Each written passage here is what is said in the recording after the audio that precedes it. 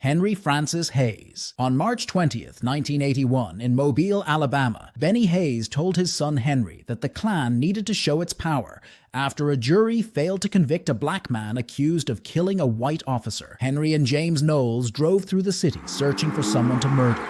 Around 11 p.m., they spotted Michael Donald, a 19-year-old, walking home after buying cigarettes. They pulled alongside and offered him a ride. When Michael approached the truck, Henry shoved a gun in his face and forced him inside. They drove Michael to the woods outside Mobile, pulled him from the truck, and Henry grabbed a tree branch. He swung it across Michael's face, and blood ran down his cheek. Michael tried to shield himself, but Henry kept hitting him over and over until Michael collapsed onto the dirt. James pulled the rope from the truck and wrapped it around Michael's neck 13 times. Henry grabbed the other end and pulled hard. Michael's body jerked and his hands clawed at the rope, but Henry pulled harder until the jerking slowed and then stopped completely. They drove Michael's body back to Mobile and hanged it from a tree on Herndon Avenue as a warning, where residents found him the next morning. 2 years later, in 1983, James confessed to the FBI and testified against Henry in exchange for life in prison. A jury convicted Henry of capital murder and sentenced him to death. 14 years passed before the execution. On June 6, 1997, guards at Holman Correctional Facility strapped Henry into Alabama's electric chair, known as Yellow Mama. Technicians attached electrodes to Henry's shaved head and right calf.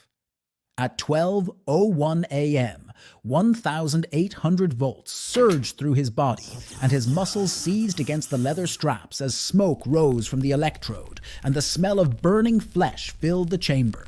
After 30 seconds, the current stopped, and a doctor pressed a stethoscope to Henry's chest, hearing his heart still beating. The executioner sent voltage through him again, and his body jerked against the restraints until the doctor found no pulse. At 12:18 a.m., Henry was pronounced dead. Henry became the first white person executed in Alabama for killing a black person since 1913. Edgar Ray Killen.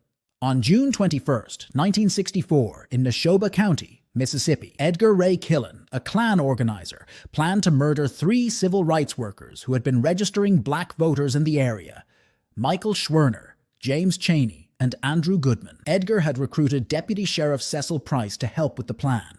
That evening, Cecil arrested all 3 men for speeding and locked them in the Neshoba County Jail. While they sat in their cell, Edgar drove to Meridian and gathered Klansmen at a restaurant, telling them to bring gloves to avoid fingerprints and meet on Rock Cut Road after Cecil released the men. Edgar then drove to a funeral home to establish his alibi. Around 10:30 p.m., Cecil released them, and they drove south on Highway 19. Miles outside town, pickup trucks blocked the road.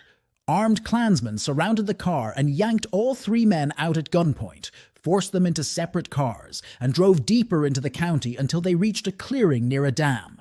One Klansman raised his pistol and shot Michael in the chest, and he fell to the ground. Another fired at Andrew, and he collapsed beside Michael. James broke free and ran, but Klansmen caught him, beat him with fists and a tire iron, then shot him 3 times. The Klansmen used a bulldozer to bury all 3 bodies under 20 feet of red clay. FBI agents excavated the dam 44 days later after an informant revealed the location. Trial testimony later documented every detail of the murders. Edgar was tried in 1967, but one juror refused to convict a preacher, and he walked free. In 2005, he was convicted of manslaughter and sentenced to 60 years at age 80. On January 11, 2018, Officer Devin Booker was conducting routine evening rounds at Mississippi State Penitentiary when he saw Killen lying motionless on his bunk. Booker called out to him but received no response. He entered the cell and checked for a pulse, but found none. Minutes later, nurse practitioner Angela Brown examined Killen and confirmed there were no signs of life. He was pronounced dead at 10 p.m. from natural causes. Edgar Ray Killen died peacefully in his sleep 6 days before his 93rd birthday, having served only 9 years in prison for murders committed 54 years earlier. Frank Ancona. On February 8, 2017, in Leadwood, Missouri, 51-year-old Frank Ancona approached his wife Melissa, asking for a divorce. Frank had been recruiting Klan members for many years, but his home life was a mess. Melissa didn't take the news well and decided that if she couldn't have Frank, nobody else could either. Early the next morning, on February 9th, Frank lay asleep in their bedroom when Melissa walked in carrying a handgun. She stood over him, raised the gun, pointed it at his head, and pulled the trigger as the bullet tore through his skull into his brain. She then picked up a shotgun and fired directly into his face at close range, obliterating his features as blood sprayed across the walls and ceiling and soaked into the mattress beneath him. Melissa called her 24-year-old son, Paul Jinkerson, who arrived and helped her clean blood from the walls and dispose of the bloody bedding. They wrapped Frank's body, loaded it into Paul's car, and drove to the big river near Belgrade, about 20 miles away, where they dumped his body on the riverbank. 2 days later, on February 11th, a family fishing discovered Frank's remains and called the police. Detectives arrested Melissa and Paul on February 13th after finding blood spatter on the bedroom ceiling and mattress that matched Frank's DNA, and after reviewing surveillance footage that showed them driving Frank's car to the river on the night he disappeared. In 2019, Melissa pleaded guilty to second-degree murder and was sentenced to life in prison without parole. She admitted in court that she fired both shots that killed Frank while he slept, and that Paul only helped clean up the crime scene afterward, but had no knowledge of her plan to murder Frank beforehand. Lawrence Brewer and John King. On June 7, 1998, in Jasper, Texas, Sean Berry drove his pickup truck around town with his high school friend John William King and Lawrence Russell Brewer, drinking beer and looking for young women around 2:30 a.m. John and Lawrence had just gotten out of prison weeks earlier, covered in white supremacist tattoos, and had returned to Jasper as hardened racists. They had met in the Beto unit, where they joined the Confederate Knights of America, a KKK splinter group. John's body was inked with a black man hanging from a tree. That night, they spotted James Byrd Jr., a 49-year-old black man, walking home after spending the evening with friends.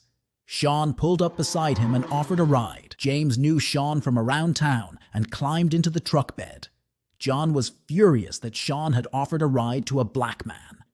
Instead of driving James home, John took over the wheel and they headed to a remote logging road. They dragged James from the truck and beat him, sprayed his face with black paint, urinated on him. Then Lawrence wrapped a 24-foot logging chain around James's ankles and hooked it to the truck bumper. John took the wheel and drove down Huff Creek Road, dragging James behind at over 40 miles per hour. Forensic evidence revealed James was conscious during most of the dragging, desperately trying to hold his head up. His body shifted side to side, attempting to relieve the burning pain as the asphalt tore away his skin. Both knees ground down to the bone. His buttocks scraped down to the spine. His left cheek wore away to the jawbone. About 2 miles in, his body hit a concrete culvert. The impact severed his right arm, shoulder, neck, and head from his torso. They drove another 1.5 miles and dumped what remained of James's body in front of a black church, then went to a barbecue. Police found 81 separate locations containing portions of James's body, and recovered a lighter engraved with Possum, John's prison nickname, and a wrench marked Berry. All 3 men were arrested within 24 hours, and both John and Lawrence were convicted of capital murder and sentenced to death, while Sean received life in prison. On September 21, 2011, guards walked Lawrence into the execution chamber at Huntsville Unit and strapped him onto a gurney while 2 of James's sisters sat in the witness room. At 6:11 p.m. pentobarbital flowed through the IV lines, and at 6:21 p.m. he was pronounced dead. On April 24, 2019, John was strapped to the same gurney, and the drugs began flowing at 6:56 p.m. before he was pronounced dead at 7:08 p.m. James's sister, Leuven Harris, who watched both executions, said afterward that the lethal injection was still too easy compared to being dragged apart behind a truck. William Mark Mize. On October 15, 1994, in Athens, Georgia, Eddie Tucker wanted to join the National Vastilian Aryan Party, a white supremacist group led by William Mark Mize. William ordered Eddie and Chris Hatrup to burn down a crack house in the city as a test of loyalty. They bought lighter fluid and drove to the house, but when Eddie realized there was a black resident inside, he refused to set the fire. When they returned and told William what happened, he said anyone too weak to follow orders had to die. That night, William drove Eddie, Chris, and several others to the woods in Oconee County. He told them they were going camping. They walked into the trees after dark without flashlights, with Eddie leading the way. After a short distance, Chris moved up the trail behind Eddie and raised a shotgun. The blast hit Eddie in the back, and he collapsed onto the leaves, screaming. Chris fired a second shot into Eddie's chest, but Eddie's body kept moving, jerking against the ground. William walked over and pulled another shell from his pocket. He handed it to Chris, who reloaded and pressed the barrel against Eddie's head. The third shot ended the movement. Blood pooled into the dirt as the group turned and walked back through the darkness to the car, leaving Eddie's body behind in the woods.